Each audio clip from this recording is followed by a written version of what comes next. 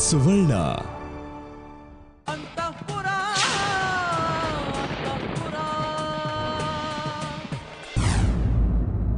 ನಾನು ಸುದೀಪ್ ಪ್ರೀತಿ ಮಾಡಿದ್ದೆ ತಪ್ಪ. ನನಗೆ ಇವನಿಷ್ಟ ಆದ, ಇವನಿಗೆ ನಾನಿಷ್ಟ ಆದೆ. ಇಬ್ರು ತುಂಬಾ ಸಂತೋಷವಾಗಿದ್ವಿ. ವೀರ್ಗಡಕ್ಕೆ ನಾನು ಹೋದಾಗ ಅಲ್ಲೊಂದು ಹೊಸ ಪ್ರಪಂಚ ಕಾಣಿಸ್ತು. ಆ ಊರು, ಆ ವಾಡೆ ಮನೆ, ಸುದೀಪನ ಅವ್ವ, ಚಾಚಿ, ಅವ್ರ ಜೀವನ. ನಮ್ಮ ಪ್ರೀತಿನ ದೊಡ್ಡವಂಗೆ ಹೇಳಲೇಬೇಕು ಅಂತ ನಾವು ಪಟ್ಟು ಪಾಡು. ಅದೇನೇ ಕಷ್ಟ ಆಗಲಿ ನಮ್ಮ ಪ್ರೀತಿ ಗೆದ್ದೇ ಗೆಲ್ಲಬೇಕು ಅಂತ ನಮ್ಮ ಛಲ. ಸುದೀಪ್ನ ಕಳ್ಕೊಳ್ಳೋಕ್ಕೆ ನಂಗೆ ಇಷ್ಟ ಇರಲಿಲ್ಲ.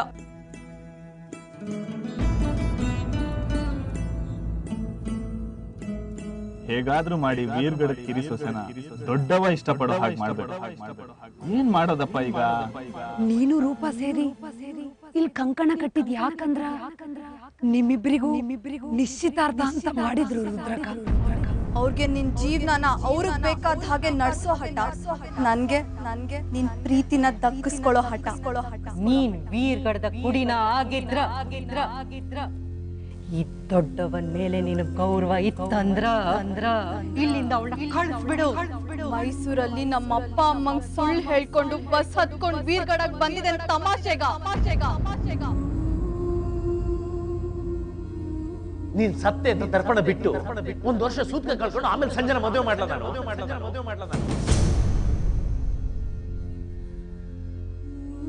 ನಿಮ್ ನಿಶ್ಚಿತಾರ್ಥದ ಕಾರ್ಯಕ್ರಮನ ಡಿಸ್ಟರ್ಬ್ ಮಾಡಿದ್ದಕ್ಕೆ ಐ ಆಮ್ ರಿಯಲಿ ಸಾರಿ. ನೀವೀಗ ಮುಂದುವರಿಸಬಹುದು. ಸುದೀಪನ್ ಮದ್ವೆಗೆ ನಾನು ಬಂದೇ ಬರ್ತೀನಿ. ಅವ್ವ ನನ್ಗೆ ನಿನ್ ಸಹನನ ಮರ್ತು ಬಿಡು ಅಂದ್ರು. ನನ್ನ ತಾಯಿಗೆ ನಾನು ಮಾತು ಕೊಟ್ಟಿದ್ದೀನಿ. ನಾನು ಸುದೀಪ್ನೇ ಮದ್ವೆ ಆಗೋದು.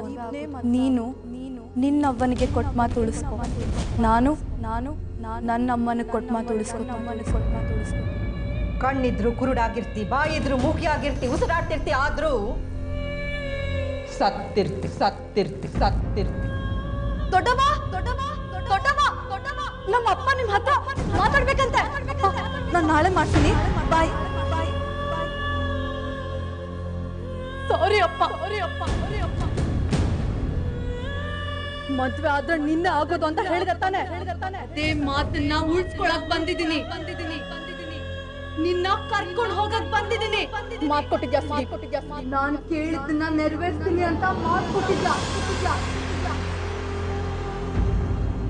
ನಿನ್ನ ಮದುವೆ ಮನೆಯಿಂದ ಕಿಡ್ನಾಪ್ ಮಾಡಿಸೋ ಹಂಗ ಮಾಡಿದ್ದು ನಾನ.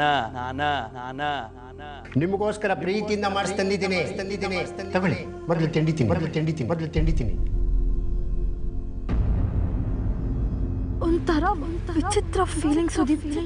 ಭಯ ಆಗ್ತಿದೆ. ಹುಷಾರಿಲ್ದಂಗ ಆಗ್ತಿದೆ.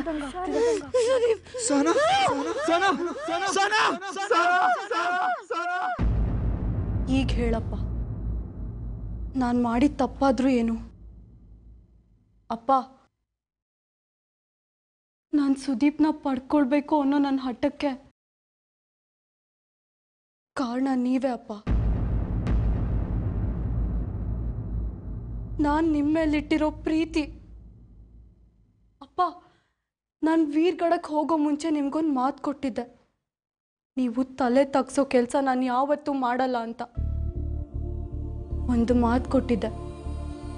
ನನ್ನ ಮದುವೆಯಿಂದಾಗಿ ಸಂಜೆನ ಮದುವೆಗೆ ತೊಂದರೆ ಆಗಲ್ಲ ಅಂತ. ನಾನಿಷ್ಟೆಲ್ಲ ಮಾಡಿದ್ದು ನನಗೋಸ್ಕರ ಆದರೂ ಈ ಮನೆ ನೆಮ್ಮದಿನ ಕಾಪಾಡ್ಕೊಳ್ಳೋದಕ್ಕೆ ನಾನು ತುಂಬ ಪ್ರಯತ್ನ ಪಟ್ಟೆ ಅಪ್ಪ.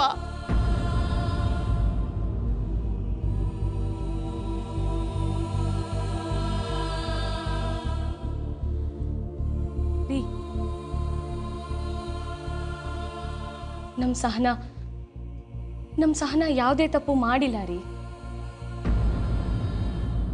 ಇಷ್ಟಕ್ಕೂ ಸುದೀಪ್ನ ಅವಳು ಪಡ್ಕೋಬೇಕು ಅಂತ ಅನ್ಕೊಂಡಿದ್ದು ನಮಗೋಸ್ಕರನೇ ಅಂತ ಹೇಳ್ತಾ ಇದ್ದಾಳಲ್ಲ.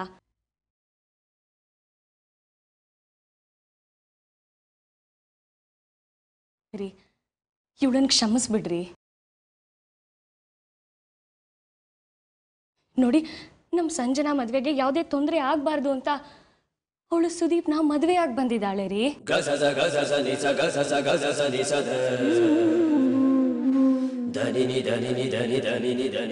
ಪ್ರತಿಯೊಂದು ಹುಡುಗಿಗೂ ತನ್ನ ತಂದೆ ತಾಯಿ ಸಮ್ಮುಖದಲ್ಲಿ ಮದುವೆ ಆಗಬೇಕು ಅನ್ನೋ ಆಸೆ ಇರುತ್ತೆ. ಆದರೆ ನಮ್ಮ ಹುಡುಗಿ ಆ ಆಸೆನೆಲ್ಲ ಬದಿಗಿಟ್ಟು ಸುದೀಪ್ನ ಮದುವೆಯಾಗಿ ಬಂದಿದ್ದಾಳೆ.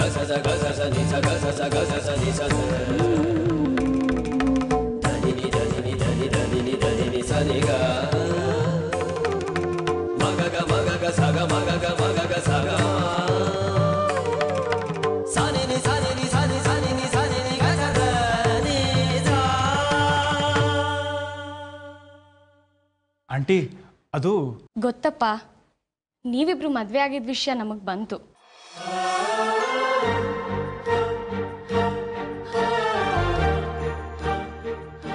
ನೀನಾದ್ರೂ ಅಷ್ಟೇನಪ್ಪ, ನಿಮ್ಮ ಮನೆಯವ್ರನ್ನೆಲ್ಲ ಬಿಟ್ಟು ಇವಳಿಗೋಸ್ಕರ ಇಷ್ಟೊಂದೆಲ್ಲ ಪಾಡ್ಪಟ್ಟಿದ್ಯಾ ಅಂದ್ರೆ ತುಂಬಾ ಖುಷಿ ಆಗುತ್ತಪ್ಪ.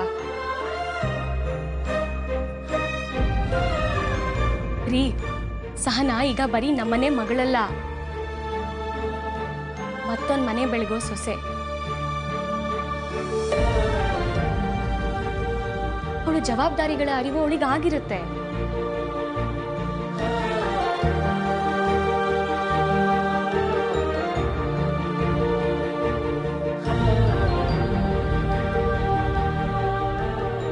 ರೀ, ನೀವು ಅಷ್ಟೇ, ನಿಮ್ಮ ಹಠ ಕೋಪನೆಲ್ಲ ಬದಿಗಿಟ್ಟು ನಮ್ಮ ಮಗಳು ಅವಳ ಗಂಡನ ಮನೆ ಸೇರೋ ಹಾಗೆ ಮಾಡಬೇಕು. ಅದು ನಮ್ಮ ಜವಾಬ್ದಾರಿ. ಹಳೇದನ್ನೆಲ್ಲ ಮರ್ತು ಬಿಡ್ರಿ. ನೋಡಿ, ನಮ್ಮ ಮಗಳು ಮದುವೆ ಆಗಿ ಬಂದಿದ್ದಾಳೆ. ನಿಮ್ಮ ದ್ವೇಷ ಸಿಟ್ಟನ್ನೆಲ್ಲ ಮರೆತು ಅವಳಿಗೆ ಒಳ್ಳೇದಾಗ್ಲಿ ಅಂತ ಹೃದಯ ತುಂಬ ಆಶೀರ್ವಾದ ಮಾಡೋಣ.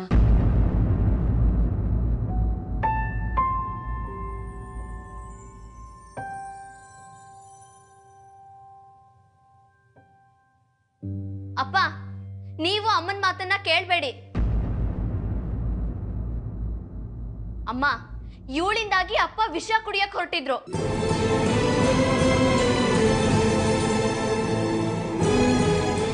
ಮರೆತ್ಬಿಟ್ರಾ?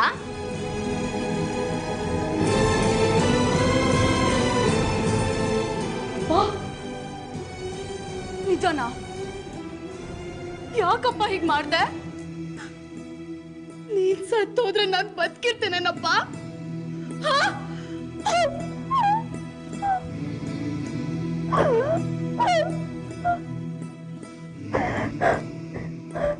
ಇವಾಗ ಏನಪ್ಪ, ನಾನ್ ಸುದೀಪ್ನ ಬಿಟ್ಬಿಡ್ಬೇಕಾ? ಅವ ನೀನು ನೆಮ್ಮದಿನ? ನೀನ್ ವಿಷ ಕುಡಿಯೋ ಅಷ್ಟು ಅಪ್ಪ, ನಾನ್ ನಿನ್ ಮಗಳು ಸಹನಾ.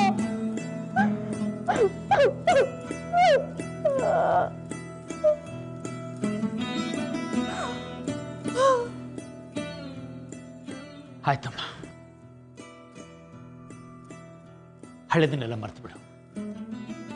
ಆಗಿದ್ದಾಗೋಯ್ತು. ಮದುವೆ ಆಗಿ ಬಂದಿದ್ಯಾ, ಆ ದೇವರು ನಿಮ್ಮಿಬ್ರು ಚೆನ್ನಾಗಿಟ್ಟಿರ್ಲಿ, ಸಂತೋಷವಾಗಿ ಬದುಕಿ ಅಂತ ಆಶೀರ್ವಾದ ಮಾಡ್ತೀನಿ. ಪದ್ಮಜ, ನೀನು ಗೆದ್ಬಿಟ್ಟೆ. ಹೆಣ್ಣಿಗೆ ಕ್ಷಮೆಯಾದ ರೀತಿ ಅಂತ ಹೇಳ್ತಾರೆ, ಅದು ನೀನು ಪ್ರೂವ್ ಮಾಡಿದೆ. ಆಯ್ತು, ಇವರಿಬ್ರು ಇಲ್ಲೇ ಇರಲಿ. ಮಗಳು ಮದುವೆ ಆಗಿ ಮನೆಗೆ ಬಂದಿದ್ದಾಳೆ, ಏನಾದ್ರು ಸಿಹಿ ಮಾಡು. ನಮ್ಮ ಮನಸ್ಸಿಗಾದ ಕೈಯೆಲ್ಲ ಮರೆಯುವಷ್ಟು ಹಸಿ ತಿನ್ನೋಣ.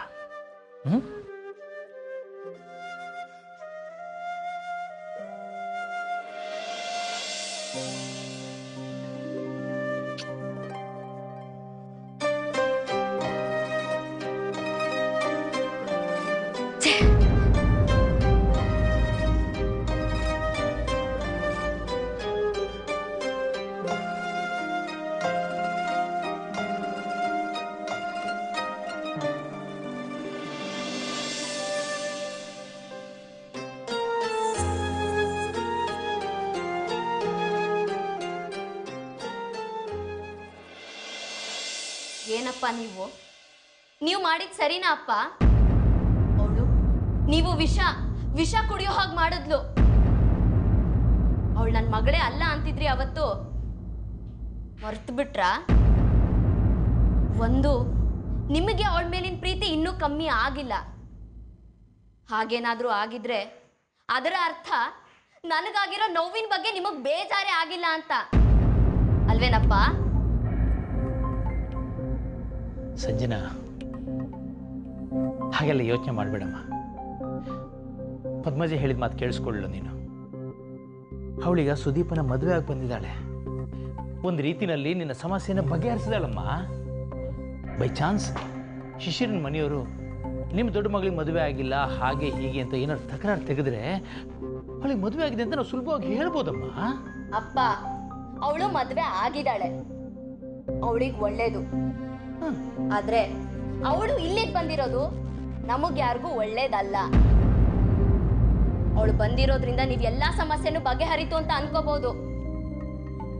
ಆದ್ರೆ ನನಗ್ಯಾಕೋ ಅವಳು ಇಲ್ಲಿಗೆ ಬಂದಿರೋದೇ ಇನ್ನೊಂದು ಹೊಸ ಸಮಸ್ಯೆನ ಕ್ರಿಯೇಟ್ ಮಾಡಕ್ಕೆ ಅಂತ ಅನ್ಸ್ತಿದೆ. ಅಪ್ಪ, ಅವಳು ಮದುವೆ ಆಗಿರೋದ್ರಿಂದ ನನಗೆ ನೋಡ್ಮೇಲೆ ಪ್ರೀತಿ ಉಕ್ಕಿ ಹರಿತಿಲ್ಲ ಬಿಡಿ. ನೀವೊಂಥರ ಊಸರು ಒಳ್ಳಿ ಇದ್ದ ಹಾಗೆ, ಅದ್ ಯಾವಾಗ ಬಣ್ಣ ಬದಲಾಯಿಸ್ತಿರೋ ಆ ದೇವ್ರಿಗೆ ಗೊತ್ತು. ಈ ಕಡೆ ನನ್ನ ಪರವಾಗೂ ಮಾತಾಡ್ತೀರಾ, ಆ ಕಡೆ ಅವಳ ಪರವಾಗೂ ಹೋರಾಡ್ತೀರಾ. ಹುಚ್ಚು ಹುಡುಗಿ, ಅದಕ್ಕೆ ಕಣಮ್ಮ ನನ್ನನ್ನು ಅಪ್ಪ ಅಂತ ಕರೆಯೋದು. ನೋಡು ಸಂಜನಾ, ಸಹನ ಇಲ್ಲಿ ಬಂದಿರೋದ್ರಿಂದ ನಿನಗೆ ಯಾವ ಸಮಸ್ಯೆನೂ ಇಲ್ಲ.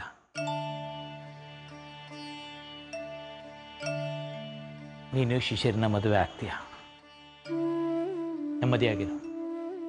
ಈಗ ಹೋಗಿ ಸಹನನ್ನ ಅವಳ ಗಂಡನ್ನ ಊಟಕ್ಕೆ ಕರೆದು ಬಾ, ಎಲ್ಲರೂ ಸಂತೋಷವಾಗಿ ಊಟ ಮಾಡೋಣ. ಅಪ್ಪ, ಬಿಟ್ಟು ಬಿಡಿ, ನನ್ನನ್ನ ನನ್ನ ಪಾಡಿಗೆ ಬಿಟ್ಟು ಬಿಡಿ. ನೀವು ಬೇಕಿದ್ರೆ ನಿಮ್ ಮಗಳ ಜೊತೆ ಕೂತು ತಿನ್ನಿ. ಅಷ್ಟೂ ಸಾಕಾಗ್ಲಿಲ್ಲ ಅಂದ್ರೆ ನಿಮ್ ಮಗಳಿಗೆ ಒಂದ್ ತುತ್ತು, ಅಳಿಯಂಗ್ ಒಂದ್ ತುತ್ತು ಅಂತ ತಿನ್ಸಿ. ನಾನು ನನ್ನ ರೂಮಲ್ಲಿ ನನ್ನ ಪಾಡಿಗೆ ಕೂತು ತಿಂತೀನಿ.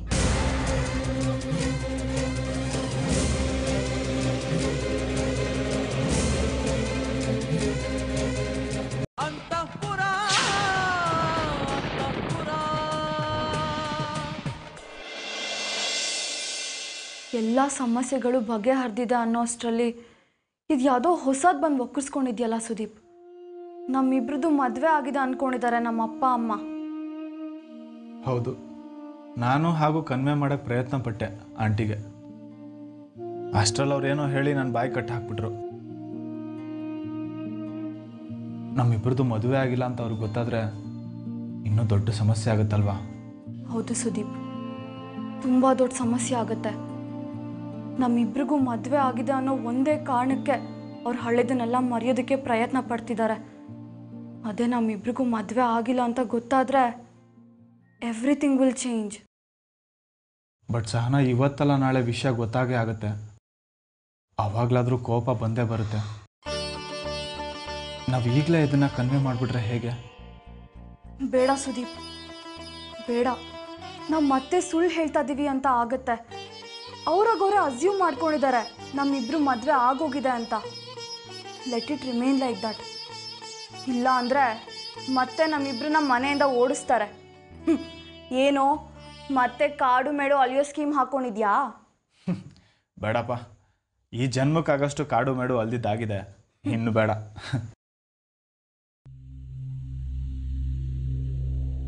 ಸುದೀಪ್, ನಿಮ್ಮ ದೊಡ್ಡವಂಗೆ ವಿಷಯ ಮುಟ್ಟಿದ್ರೆ ನಾವಿಬ್ರು ಇಲ್ಲಿದ್ದೀವಿ ಅಂತ, ಅಥವಾ ಅವ್ರಾಗವ್ರೆ ಊಹಿಸ್ಕೊಂಡು ಇವರಿಲ್ಲಿರಬಹುದು ಅಂತ ಇಲ್ಲಿ ಬಂದ್ಬಿಟ್ರೆ? ಹೇಳೋಕ್ಕಾಗಲ್ಲ. ಬಂದರೂ ಬರ್ಬೋದು, ಬಂದರೂ ನಾನು ಹ್ಯಾಂಡಲ್ ಮಾಡ್ತೀನಿ. ಸಹನಾ, ನಾವು ಹೆದರಿದಷ್ಟು ಹೆದರಿಸ್ತಾ ಇರ್ತಾರೆ.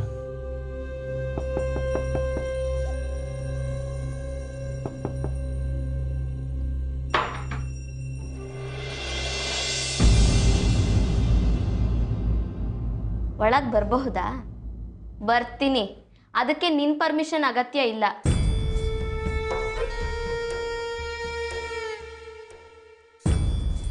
ಏನು ಗಂಡ ಹೆಂಡತಿ ಇಬ್ರು ಆರಾಮಾಗಿ ಕಾಲು ಚಾಚ್ಕೊಂಡು ಕೂತ್ಕೊಂಡ್ಬಿಟ್ರಾ? ಸಂಜನಾ, ನಿನ್ನನ್ನೇ ಮಾತಾಡಿಸ್ಬೇಕು ಅಂತ ನಾನು ಸುದೀಪ್ ಮಾತಾಡ್ಕೊಳ್ತಾ ಇದ್ವಿ. ಒಳ್ಳೇದಾಯ್ತು ನೀನು ಬಂದಿದ್ದು. ಅಬ್ಬಾ, ಏನು ಊಸಿ ಹೊಡಿಯಕ್ಕ? ಅಕ್ಕ, ನೀನು ಈ ಸುದೀಪನ್ನ ಮದುವೆ ಆದಮೇಲೆ ಇಲ್ಲಿಗೆ ಯಾಕೆ ಬಂದೆ? ವೀರ್ಗಳನು ಅದ್ಯಾವುದೋ ಕೊಂಪೆಗೆ ಹೋಗ್ಬೇಕಾಗಿತ್ತಲ್ವಾ? ಇಲ್ಲಿ ಬಂದು ಡೈಲಾಗ್ ಹೊಡೆಯೋ ಬದಲು ಅಲ್ಲಿ ಹೋಗಿ ಅವ್ರ ಮನೆಯವ್ರನ್ನ ಎದುರಿಸ್ಬೇಕಾಗಿತ್ತಲ್ವಾ? ಬಿಡು, ಅಷ್ಟು ಧೈರ್ಯ ಎಲ್ಲಿದೆ ಈ ನಿನ್ನ ಗಂಡಂಗೆ? ಅತ್ತೆ ಮಾವ ತುಂಬ ಒಳ್ಳೆಯವರು, ಅವ್ರ ಮನೆಯಲ್ಲೇ ಸೆಟಲ್ ಆಗ್ಬಹುದು ಅಂತ ಫಿಕ್ಸ್ ಆಗಿದ್ರೇನೋ ಅಲ್ವಾ? ಮನೆಯಲ್ಲಿಯ ವೀರಗಡದ ವೀರಪುತ್ರ ಕರ್ಕೊಂಡು ಹೋಗಲ್ವಾ ನಿನ್ನ ಹೆಂಡ್ತಿನ ವೀರಗಡಕ್ಕೆ? ಸಂಜನಾ, ಸುದೀಪ್ ಬಗ್ಗೆ ಹಾಗೆಲ್ಲ ಮಾತಾಡಬೇಡ. ನಾವು ಮೈಸೂರಿಗೆ ಬರೋ ಯೋಚನೆ ಮಾಡಿದ್ದು ಅವನೇ. ಯಾಕೆ ಗೊತ್ತಾ? ನಿನಗೋಸ್ಕರ. ನಿನ್ನ ಮದುವೆ ಹಾಳಾಗಬಾರ್ದು, ನಿನ್ನ ಭವಿಷ್ಯ ಹಾಳಾಗಬಾರ್ದು, ನೀನು ಅನ್ಕೊಂಡ ಹಾಗೆ ಶಿಶಿರನ್ ಜೊತೆ ಮದುವೆ ಆಗಬೇಕು ಅಂತ ಯೋಚನೆ ಅವಂದು. ಅಕ್ಕ, ಈಗ ಅದರ ಅಗತ್ಯ ಇಲ್ಲ. ಶಿಶಿರನನ್ನ ಮದುವೆ ಆಗಕ್ಕೆ ಒಪ್ಪಿದ್ದಾರೆ. ಸೊ ನಿಮ್ಮಿಬ್ಬರಿಗೂ ಇಲ್ಲಿ ಕೆಲಸ ಇಲ್ಲ, ಹೊರಡಿ. ಹಾಗಲ್ಲ ಸಂಜನಾ, ನಾವು ಮದುವೆ ಆದಾಗ ಯಾರೂ ಜೊತೆಲಿರಲಿಲ್ಲ. ಅಟ್ಲೀಸ್ಟ್ ನಿನ್ನ ಮದುವೆನಾದರೂ ನೋಡ್ಕೊಂಡು ಹೋಗೋಣ ಅಂತ. ಸಹನಾಗೂ ತಂಗಿ ಮದುವೆನಲ್ಲಿ ಭಾಗಿಯಾಗೋ ಅವಕಾಶ ಸಿಗ್ಬೇಕಲ್ವಾ? ಇನ್ನೂ ನೀವೇನಾದರೂ ಇಲ್ಲೇ ಇದ್ರೆ ಎಲ್ಲಿ ನನ್ನ ಮದುವೆ ಹಾಳಾಗೋಗುತ್ತೋ ಅನ್ನೋ ಭಯ ನನಗೆ. ಹಾಗೇನಾದ್ರೂ ಆಗ್ಬೇಕಲ್ಲ ಅಕ್ಕ, ಆವಾಗಿದೆ ಕಣೆ ನಿನಗೆ. ಸರಿ ನಡೀರಿ, ಊಟ ರೆಡಿ ಇದೆ, ತಿಂದು ತೇಗಿ.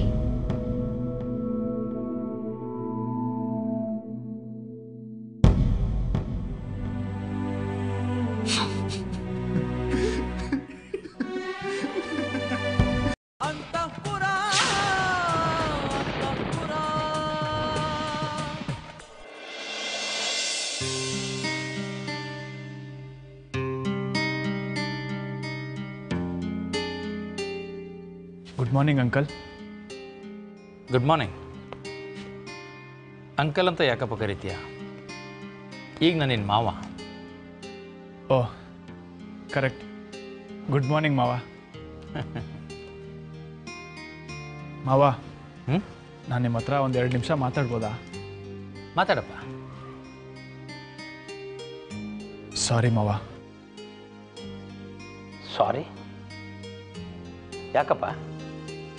ಮಾವ, ನಿಮಗೆ ತುಂಬ ತೊಂದರೆ ಕೊಟ್ಬಿಟ್ವಿ ನಾವು. ಸುದೀಪ, ಅಳಿಯ ಅಂದರೆ ಮಗನ ಸಮಾನ ಅಂತ ಹೇಳ್ತಾರೆ. ಆ ಸಲಿಗೆಯಿಂದ ನನಗೊಂದು ಮಾತು ಹೇಳ್ತೀನಿ, ಬೇಜಾರು ಮಾಡ್ಕೊಳ್ಬೇಡಪ್ಪ. ಮಾವ ಪ್ಲೀಸ್, ನಾನು ಯಾಕೆ ಬೇಜಾರು ಮಾಡ್ಕೊಳ್ಳಿ, ಹೇಳಿ. ನೋಡು ಸುದೀಪ್, ನಾವು ಹುಟ್ಟುವಾಗಲೇ ಕೆಲವಷ್ಟು ಸಂಬಂಧಗಳು ನಮ್ಮ ಜೊತೆಗೆ ಹುಟ್ಕೊಳ್ತವೆ. ಅಪ್ಪ ಅಮ್ಮ, ಅಣ್ಣ ತಮ್ಮ, ಅಕ್ಕ ತಂಗಿ, ಹೀಗೆ ನಮಗೆ ಇಂಥವರೇ ಅಪ್ಪ ಆಗಬೇಕು, ಇಂಥವರೇ ಅಮ್ಮ ಆಗಬೇಕು ಅನ್ನೋ ನಿರ್ಧಾರ ಮಾಡೋ ಆಪ್ಷನ್ನು ಆ ದೇವರು ನಮಗೆ ಕೊಟ್ಟಿಲ್ಲ. ಒಂದು ವೇಳೆ ಇಂಥವರೇ ನನಗೆ ಅಪ್ಪ ಆಗಬೇಕು ಅನ್ನೋ ಆಪ್ಷನ್ನ ಆ ದೇವ್ರು ನಮಗೇನಾದ್ರು ಕೊಟ್ಟಿದ್ದಿದ್ರೆ ಎಷ್ಟು ಜನ ಅಪ್ಪಂದ್ರಾಗ್ತಿದ್ರು ಯೋಚನೆ ಮಾಡು. ಯಾಕೆಂದರೆ ಈ ಪ್ರಪಂಚದಲ್ಲಿ 100% ಪರ್ಫೆಕ್ಟ್ ಅನ್ನೋ ವ್ಯಕ್ತಿ ಯಾರೂ ಇಲ್ಲ. ಆದರೂ ಇವರು ನಮ್ಮ ಅಪ್ಪ ಅಮ್ಮ ಅಂತ ಆದಮೇಲೆ ಅವರ ನಡವಳಿಕೆ ನಮ್ಗೆ ಇಷ್ಟ ಆಗುತ್ತೋ ಇಲ್ವೋ, ಅವರ ರೀತಿ ನೀತಿಗಳು ನಮಗೆ ಒಪ್ಪುತ್ತೋ ಇಲ್ವೋ, ಆದ್ರೂ ನಮ್ಮ ಮನಸ್ಸಲ್ಲಿ ಅವ್ರ ಬಗ್ಗೆ ಒಂದು ಪ್ರೀತಿ ಹುಟ್ಟುತ್ತೆ. ಅರೆ, ಸುದೀಪ್ ಇಲ್ಲೇನು ಮಾಡ್ತಿದ್ದಾನೆ? ಅಂದರೆ ಸಹನಾ ಸುದೀಪು ಇಲ್ಲಿ ಬಂದಿದ್ದಾರಾ?